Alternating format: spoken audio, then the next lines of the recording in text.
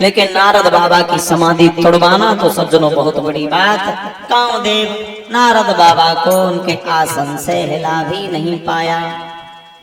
और जब नारद बाबा वहां हिले नहीं, विचार कर रहा अब क्या करें, लाखों यत्न कर चुके। अप्सराओं को परियों को आदेश दे दिया कि जो जी में आए वो करो, लेकिन नारद बाबा की समाधि भंग करो, जो मन में आए वही करो। अब बाहर कि उस कामदेव के ये सारे पर और रंभा कौतुक दिखलाने लगे।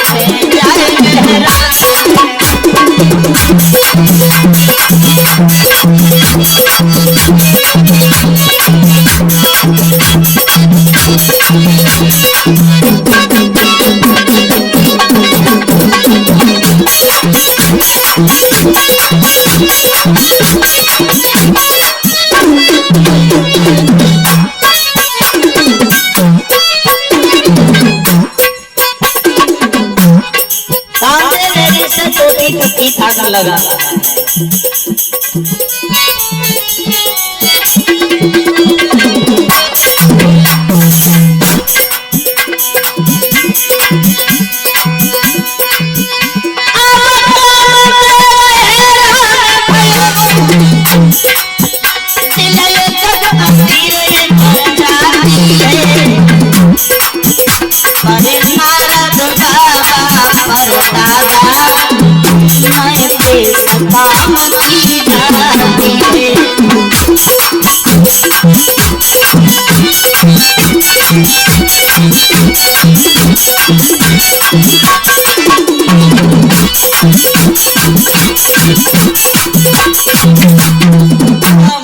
बहुत परेशान।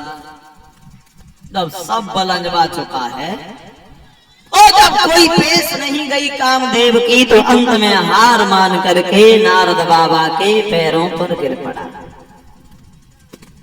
कहने लगा है हमने ब्रह्मचारी तो बहुत देखे, महात्मा तो बहुत देखे, लेकिन तुम्हारे जैसा महात्मा हमने कोई नहीं देखा। नारद बाबा से क्षमा याचना मांगने लगा है वो कामदेव। जवाब दिया है कि लाखों हजारियों वर्षों तक महात्मा समाधि में बैठे रहते हैं तपस्या में, लेकिन हम जाते 2 मिनट में समाधि भंग करके चले आते हैं।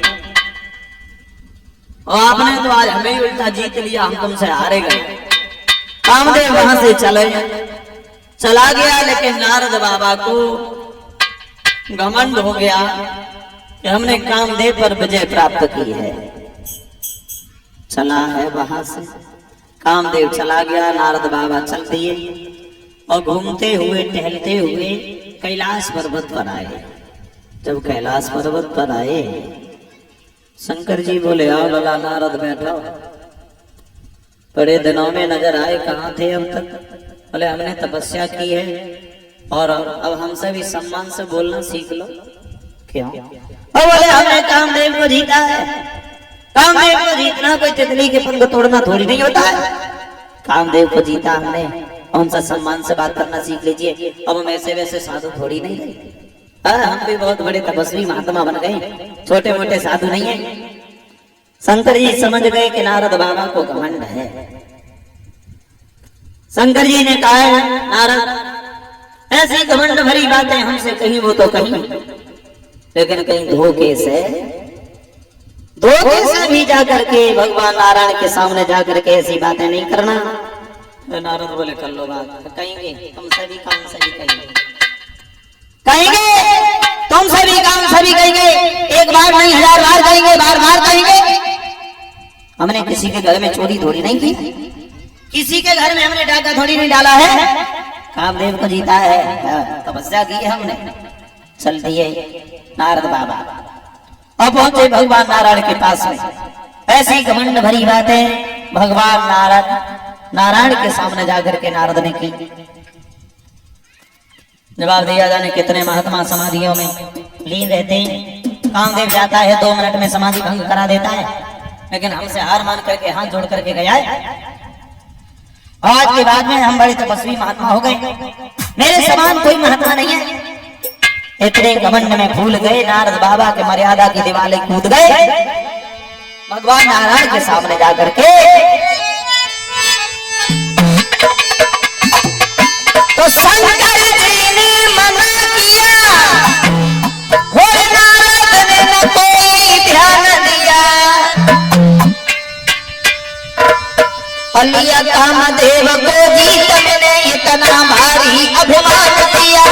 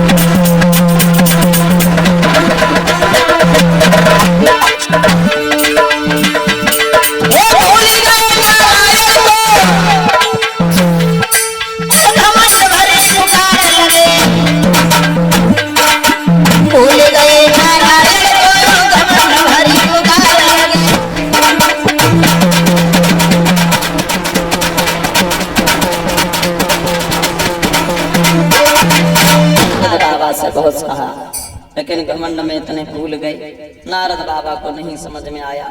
नारायण भगवान मन में विचार करने लगे, जब नारद जैसे महात्मा को इतना घमंड हो सकता है, फिर ये संसार के और महात्माओं की क्या हालत होगी। नारद का अभिमान हमें दूर करना होगा।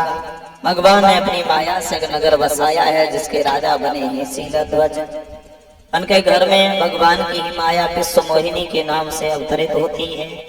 धीरे धीरे समय यापन हुआ तो वो लड़की देखने में बहुत सुंदर, सुशील, जवान भी हो गई। राजा ने उस लड़की की शादी के लिए स्वयंवर का विचार किया। तो उसी नगरिया से एक दिन देवर्षि नारद निकले। नारद बाबा निकले तो राजा शीलध्वज ने हाथ जोड़ करके प्रणाम किया और कहा है, आइए बाबा नारद, आइए, बड़ी प्रशंसा सुनी है हमने तुम्हारी, और तुम बहुत बड़े महात्मा हो गए हो आजकल। क्या करें? अब बोले करोगे क्या? हम अपनी बेटी का स्वयंवर करना चाहते हैं। हम अपनी बेटी का स्वयंवर करना चाहते हैं। आप चले हमारी बेटी की हस्तरेखा देखें और हस्तरेखा देख करके ये बताएं कहाँ शादी होगी, कैसा घर होगा, कैसा वर होगा। नारद बाबा को लेकर के महाराज अंदर पहुंचे। सामने से विश्व मोहिनी को बुलाया तो देखने में बहुत सुंदर। नारद बाबा ने जैसे ही उस लड़की की चेहरे की तरफ देखा, चकोर बने गए। अब विचार करने लगे, बाजी पर ये लड़की तो बहुत सुंदर है, और इस लड़की की शादी जहाँ भी होगी वो तो इसे देख देख करके अमर बना रहेगा। हम भी महात्मा बन के नहीं रहेंगे। आप शादी करना चाहते हैं और शादी करेंगे तो इसी लड़की से करेंगे। उस लड़की का हाथ अपने हाथ में पकड़ के नारद बाबा उस लड़की की भविष्य की बातें कौन बताए, अपने भविष्य में खो गए कि छोड़ कर हाथ बेटी का नारद चले, दिल में बातें छिपी छिपी रहे।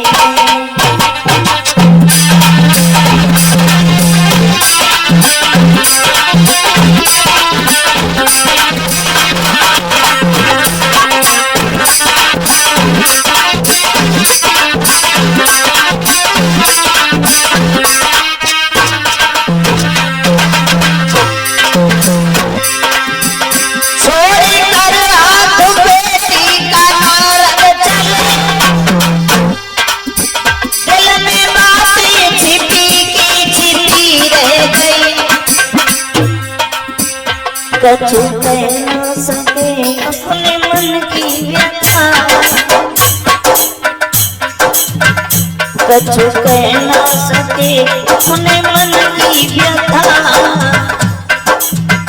दिल पे चलती छुरी की छुरी रह गई।